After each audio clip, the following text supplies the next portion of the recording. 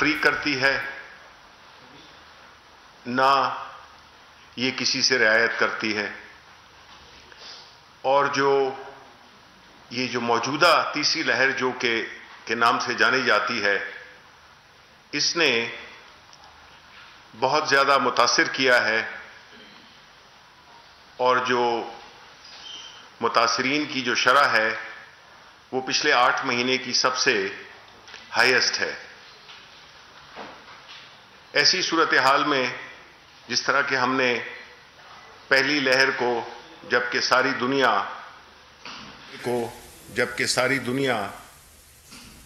اس مخمصے میں تھی کہ اس سے کس طرح نبردآزما ہوا جائے، پرائم منسٹر عمران خان کی ایک سمپل اسٹریٹجی جس کا بنیادی مقصد زندگی اور لائیولیہڈ یعنی روزگار، زندگی اور روزگار کو کس طرح سے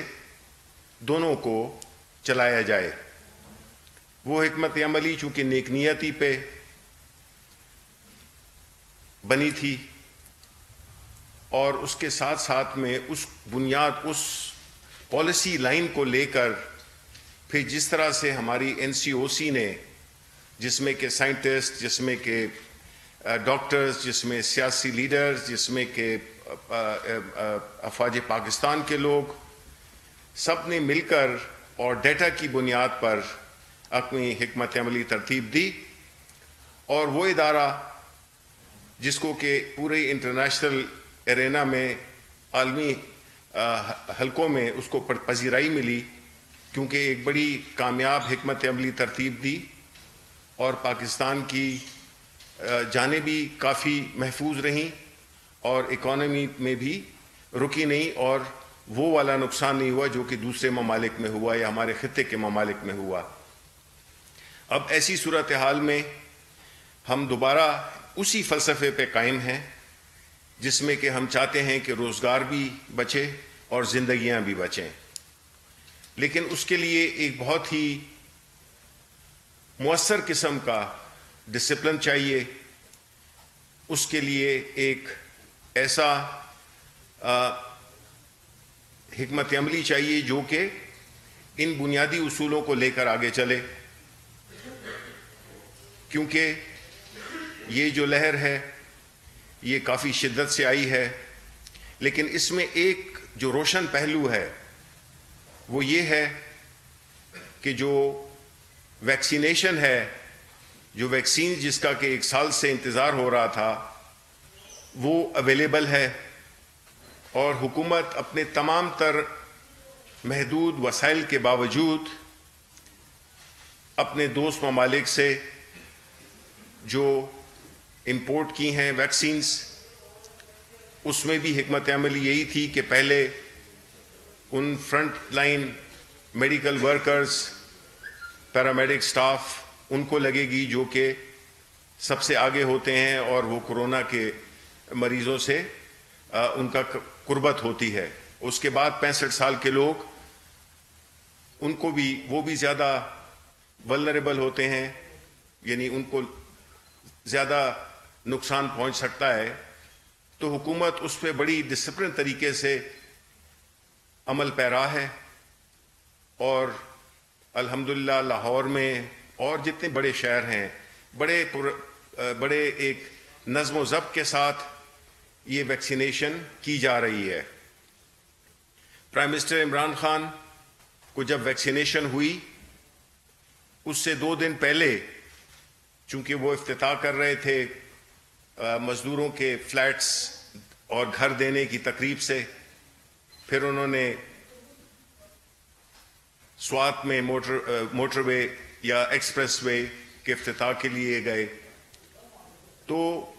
اس وجہ سے ان کو یہ جو انجیکشن کی جو بات ہو رہی ہے وہ مؤثر تب ہوتا ہے جب کہ آپ کو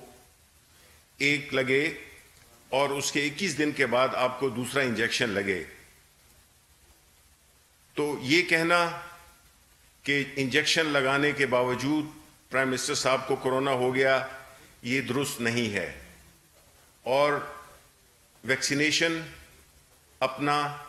اثر دکھاتی ہے. 21 دنوں کے بعد جب آپ کو دوسرا انجیکشن بھی لگے تو یہ ایک بہت مؤثر اور ساری دنیا میں یہ آزمایا جا رہا ہے. تو میری اپیل ہوگی جتنے بھی پاکستانی ہیں، خاص طور پہ جو 60 سال سے اوپر 65 سال سے اوپر کے لوگ ہیں، اور پھر اسی طرح ان سے کم عمر والے بھی، جو یہ دستیاب ہوتی جائے گی، کیونکہ گورنمنٹ بھی منگوا رہی ہے اور اب پرائیویٹ ان کو بھی کہہ دیا گیا ہے، پرائیویٹ جو لانا چاہتے ہیں ان کو بھی مراعات دی گئی ہیں. قیمت پہ بھی اس کا ایک کیپنگ کے لیے ایک حکمت عملی ہے. تو یہ انجیکشن ویکسینیشن یہ بہت ہی اہم ہے، اس کو لگانا چاہیے، کیونکہ یہ ایک ایسا اینٹی ڈوٹ ہے جو کہ اس وبا سے آپ کو پروٹیکشن دے سکتا ہے. اسی دوران میں مولانا فضل الرحمان، جنہوں نے کہ ایک انتہائی غیر ذمہ دارانہ بیان دیا، انہوں نے کورونا اور ویکسینیشن کے بارے میں غلط بیانی کی اور ایک ایسی بات کی جو کہ توقع نہیں ہوتی ہے کہ آپ ایک سیاسی لیڈر جب اپنے آپ کو کہتے ہیں اور مولانا کا لقب بھی آپ نے ساتھ میں لگایا ہوا ہے، تو آپ گمراہ تو نہیں کر سکتے ہیں. گمراہ کرنا تو شیطان کا کام ہے. گمراہ کرنا چاہے وہ سیاسی طور پہ ہو، یہ صحت کے لحاظ سے ہو، دینی لحاظ سے ہو، گمراہ کرنا آپ کو زیب نہیں دیتا، کیونکہ یہ ایک بہت ہی سنجیدہ مسئلہ ہے اور اس پہ اس قسم کے غیر سنجیدہ بیانات دینا سے عوام میں آپ کنفیوژن پھیلا رہے ہیں، اور یہ کنفیوژن عوام کے لیے نقصان دہ ہے. یہ تو وہ حالات ہوتے ہیں جس میں کہ ایک پوری وبا جس سے کہ پوری دنیا دوچار ہوئی ہے اور آپ کا ملک بھی دوچار ہوا ہے، تو ایسی صورتحال میں تو آپ کو سیاسی اختلافات، سیاسی باتوں کو پیچھے رکھ کے اور ایسا ایک ایسا بیانیہ دینا چاہیے جو کہ عوام کی بہتری کے لیے ہو. لیکن عوام کی بہتری کے لیے تو سوچتے نہیں ہیں آپ. آج کی جو پریس کانفرنس ہم نے دیکھی اس میں بھی یہی صورتحال تھی، جس میں کہ مولانا صاحب ایک ایسے اتحاد کی صدارت کر رہے ہیں جو کہ اب رہا نہیں. اب وہ خود انہوں نے مان لیا ہے کہ حکومت کو گرانا ہمارا اب ہدف نہیں ہے. انہوں نے اب بہت ہی اپنی جو وش لسٹ ہے، جو خواہشوں کی جو ایک لسٹ ہے، اس کو بڑا محدود کر دیا ہے. اور وہ محدود کس طرح سے کیا ہے کہ اب وہ مریم نواز کی 26 تاریخ کی پیشی کے لیے انہوں نے ملاقات کی کہ کس طرح سے 26 تاریخ کو انہوں نے بڑے واشگاف الفاظ میں کہا ہے کہ پی ڈی ایم چاہے 10,000 لوگ ہوں چاہے 1,00,000 لوگ ہوں، وہ ان کو پروٹیسٹ کرنے کے لیے ان کے ساتھ جائیں گی. دیکھیں، یہ تو پہلے ہی ہم نے کہا تھا کہ یہ جو پی ڈی ایم ہے، جس کا کہ ابھی وہ خاک کے ڈھیر میں شعلہ ہے نہ چنگاری ہے، وہ تو اب ایک ماضی کا قصہ بن چکا ہے اور ہمیں اس سے کوئی غرض نہیں ہے کہ وہ کیا کرتے ہیں، لانگ مارچ کرتے ہیں نہیں کرتے. وہ اپوزیشن لیڈر سینٹ میں پیپلز پارٹی کا بنتا ہے، نون کا بنتا ہے، کس کا بنتا ہے، ہمیں اس سے کوئی غرض نہیں ہے. نہ ہمیں اس سے غرض ہے کہ سینٹ کے الیکشنز میں کس نے، ان کی کون سی پارٹی نے، کس پارٹی آپس میں انہوں نے کس کی پیٹ میں چھرا گھونپا، ہمیں اس سے غرض نہیں ہے. ہمیں تو غرض اس سے ہے کہ آپ کی جو ہمیشہ حکمت عمل رہی ہے کہ یہ جو آپ کی پوری تحریک تھی اور اسی وجہ سے ناکام ہوئی، اسی وجہ سے پذیرائی نہیں ملی، بیکاز اس میں عوام کے لیے کچھ بھی نہیں تھا. جو کچھ بھی تھا وہ اپنے لیے تھا. آپ بجائے اس کے کہ پروٹیسٹ کرتے ہیں آپ جا کے حساب دے دیں، رسیدیں دے دیں. وہ بھی اگر نہیں ہے اور آپ اپنی جو دولت ہے، جو آپ کی پراپرٹیز ہیں، اس کو بھی بچانا چاہتے ہیں تو پھر ایک قانون میں طریقہ ہے، اس کو آپ وہ کر لیں، آپ پلی بارگین کر لیں، آپ کے وہ بھی بچ جائیں گے اور آپ کا جو مسئلہ ہے وہ بھی حل ہو جائے گا. لیکن یہ جو ایک ماضی میں بھی ان کا یہی رویہ رہا ہے کہ کبھی سپریم کورٹ پہ چڑھ دوڑو، تو کبھی نیب پہ چڑھ دوڑو، تو کبھی اداروں پہ چڑھ دوڑو، کبھی پنڈی کی طرف چل پڑو. تو یہ جو ساری باتیں ہیں یہ اسی بات کا ایک ثبوت ہیں کہ ان کو عوام سے کوئی دلچسپی نہیں ہے اور انہوں نے ہمیشہ اپنی مفادات کے تحفظ کے لیے یہ ساری سیاست کی ہے. انہوں نے سیاست برائے کاروبار کے قائل ہیں اور انہوں نے کبھی عوام کی خدمت کے لیے، عوام کی مسائل کے لیے اپنی آواز بلند نہیں کی اور اسی وجہ سے ان کی جو صورتحال ہے وہ سب کے سامنے واضح ہے. اور اس دوران میں ہماری کیا حکمت عملی ہے؟ جس طرح میں نے کہا ابھی ہمیں اس سے پی ڈی ایم سے اس سے کوئی غرض نہیں ہے. اب ہم حکومت جو ہے جو کہ کام کرتی آئی ہے پچھلے 2.5 سالوں میں اور جو آگے کرنی جا رہی ہے، ہم اب آپ کو وہ بتائیں گے. اب دیکھیں، ایک طرف کہتے تھے کہ جی اکانومی برباد ہو گئی، اب وہی ہے اسٹیٹ بینک کا آپ نے بیان سنا ہوگا کہ جو انیشلی 1.5% کی گروتھ تھی اب وہ کوئی 3% سے اوپر کی بھی ہو گئی ہے. تو اب تو چیزیں چل پڑی ہیں. اب تو وہ جو سخت وقت تھا کووڈ کے باوجود ہم نے گزار لیا. حکومت کام کرتی رہی، حکومت کام کرتی رہے گی. جتنے بھی ہمارے جو مین پروجیکٹس ہیں، چاہے وہ صحت کارڈ ہو، اس کو پورے پنجاب میں بھی انشاءاللہ ہم پھیلائیں گے. ہمارے خیبر پختونخوا میں ایک کامیاب ترین صحت کارڈ کا ایک وہ ہے بینیفیشریز ہیں جو کہ آپ خیبر پختونخوا سے جا کے وہاں پہ جا کے آپ ان کے دوستوں سے، اپنے وہاں کے جو لوگوں سے معلوم کر سکتے ہیں کہ کتنی بڑی فیسلٹی ہے جس کی دنیا میں نظیر نہیں ملتی ہے. کہ ایک یونیورسل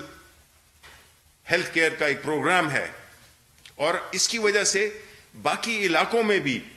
جو کہ چھوٹے علاقے ہیں، رورل علاقے ہیں جہاں پہ کہ اسپتال نہیں تھے، اب اس وجہ سے چونکہ ہر ایک کے پاس 10 لاکھ روپے کا ایک کارڈ ہے، اس کی وجہ سے اسپتال بھی بنیں گے، لوگ ادھر اسپتال بھی بنائیں گے، ادھر فارمیسیز بھی کھلیں گی، ادھر ریسٹورنٹس بھی کھلیں گے، ادھر ہوٹل بھی بنیں گے. تو یہ پورا ایک اکنامک چین ریئیکشن ہوگا اس ایک کارڈ کی وجہ سے. پھر انشاءاللہ پنجاب میں بھی ہم یہی کریں گے. پھر جو گھروں کی جو وہ ہے پروگرام ہے ہمارا، آپ نے دیکھ لیا، کہتے تھے کہ جی کدھر ہیں، کوئی ایک گھر بتا دیں. پرائم منسٹر صاحب نے پچھلے ہفتے 1000 فلیٹس اور 500 گھر وہ انہوں نے اس کی ڈسٹریبیوشن کی. اسی طرح اور شہروں میں بھی ہم جا رہے ہیں. اب ہمارا فوکس ہوگا عوام کے لیے جتنے بھی پروجیکٹس ہم کر سکتے ہیں ہم وہ کر رہے ہیں. اور مہنگائی پہ سب سے بڑا جو پرائم منسٹر صاحب کا جو کنسرن ہے اور جس پہ کہ وہ کام کر رہے ہیں، اور انشاءاللہ ہماری یہ جو احساس کے ذریعے جو ٹارگیٹڈ سبسڈیز کا جو پروگرام ہے،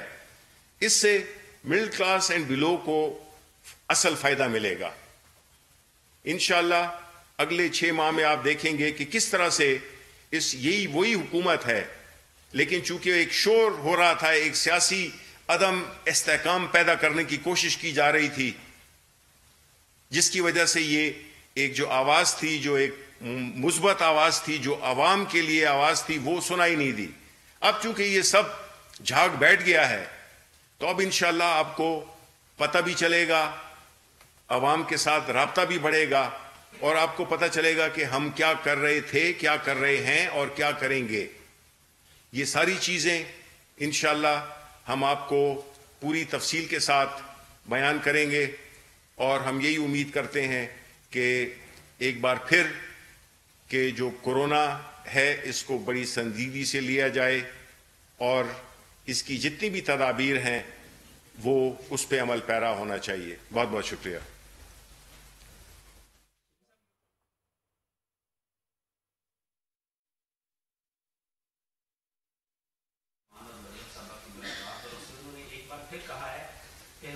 یہ خواب بھی دیکھتی رہ جائے گی کہ پی ڈی ایم ٹوٹ گئی. آصف علی زرداری صاحب واپس آئیں گے اور وہ پوری تندہی کے ساتھ اپوزیشن کے ساتھ کھڑے ہوں گے, اور یہ ان کی خوشیاں جو ہے وہ چند دنوں کی ہیں. دیکھ لیں, ہم نے تو آج کی پریس کانفرنس میں بھی یہی دیکھا کہ لیڈر آف دا اپوزیشن کی بات ہوئی, تو دیکھیں مریم نواز کی جو سیاست ہے وہ انا اور ضد پہ ہے, اور یہ دو چیزیں ہیں جو کہ سیاست میں آپ کی سب سے بڑی دشمن ہوتی ہیں. باقی پارٹیز نے دیکھ لیا, عوام نے دیکھ لیا کہ وہ ایک ضدی بچے کی طرح کہ میری بات مائی وے اور ہائی وے, ایسے ہوتا نہیں ہے سیاست میں. یہی وجہ ہے کہ جو نقصان مریم نواز نے پہنچایا اپنی پارٹی کو اپنی ایک بچگانہ سیاست سے, بدقسمتی یہی ہے کہ اس ملک کی جو اپوزیشن ہے وہ اب بچوں کے ہاتھ میں ہے اور وہ صرف اپنے والدین کے دفاع کر رہے ہیں. تو اس لیے یہ جو بھی ہم نے دیکھا ہے, چاہے وہ سینٹ کا الیکشن ہو, چاہے اس کے بعد کی, ابھی یہ آپس میں دست و گریباں کیوں ہیں. ایک طرف جا کے وہ شاہد خاقان ان سے کراچی کے لیے سپورٹ مانگتے ہیں, ادھر جو ہے تو وہ کہہ رہے ہیں کہ جی لیڈر آف دا اپوزیشن تو سینٹ میں ہم نہیں بننا ہے. تو یہ ان کی باتیں ہیں. اب جو ہے تو یہ ثانوی چیزیں ہو گئی ہیں اور ہم اس کو اب اتنی اہمیت نہیں دے رہے. جی صاحب, ایک چیز یہ بتا دیں کہ آرڈیننس جو دو آرڈیننس کے بارے میں تو آ چکا, اس کی کاپی بھی آ گئی, تو یہ ایک بڑی خوفناک خبر رہے ہیں کہ نیپرا, اسٹیٹ بینک اور ایف ای آر, یہ تین ایسے آرڈیننس آ رہے ہیں جن کو منی بجٹ کہا جا رہا ہے کہ یہ منی بجٹ آ رہا ہے, اور یہ 25 روپے تک جو مارجن کہہ رہے ہیں کہ شاید بجلی کا یونٹ 25 روپے تک چلا جائے, اور جو 300 تک کا یونٹ کی ریلیف ہوتا تھا وہ 100 تک نیچے آ جائے. آئی ایم ایف کی شرائط ماننے سے عام آدمی جو ہے وہ کہاں جائے گا, اپوزیشن کمزور جاتے ہیں. جی نہیں, دیکھیں اس وقت تو ہمارا اب کانٹیکٹ, اب وہ جو بیچ میں جو وہ نہیں ہوتے ہیں جو بیچ میں ایسی ڈسٹرپٹ کر رہے ہوتے ہیں وہ تو سائڈ پہ ہو گئے. اب بات یہ ہے کہ جو بھی ہمارا, جس طرح آپ نے کہا بجلی کا, نیپرا کا, یہ جو آرڈیننسز کی بات کی, دیکھیں یہ ایک ایسا پرانے گناہوں کا ہم کفارہ ادا کر رہے ہیں جس میں کہ ہم نے اپنے تئیں وہ اقدامات نہیں کیے جو ہمیں کرنے چاہیے تھے, جس کی وجہ سے ہم چیزوں کو قالین کے نیچے ڈالتے رہے. نتیجہ یہ ہوا کہ جب بھی کبھی آپ کو کوئی انٹرنیشنل ایجنسی, چاہے وہ آئی ایم ایف ہو, ورلڈ بینک ہو, کوئی بھی ہو, یا ایون پرائیویٹ لیول پہ اگر بینکس بھی ہوں, تو وہ ان کی کچھ کنڈیشنز ہوتی ہیں. لیکن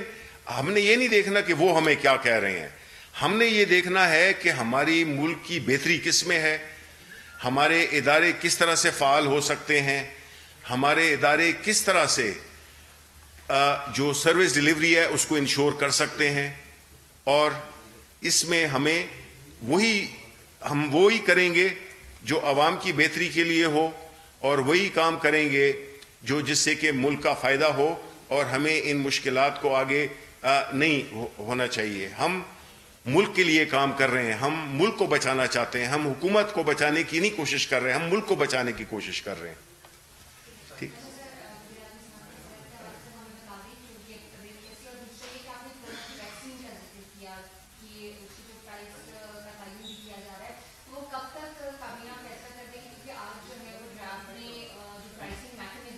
جی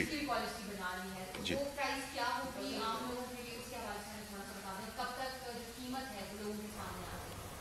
پہلے تو یہ جی کہ آپ نے پوچھا کہ پرائم منسٹر صاحب. Senator Shibli Faraz news conference کر رہے تھے. انہوں نے کہا کہ کورونا نہ کسی میں تفریق کرتا ہے نہ ہی رعایت. کورونا متاثرین کی شرح پچھلے 8 ماہ میں سب سے زیادہ ہے. چاہتے ہیں کورونا کی موجودہ لہر میں لوگوں کا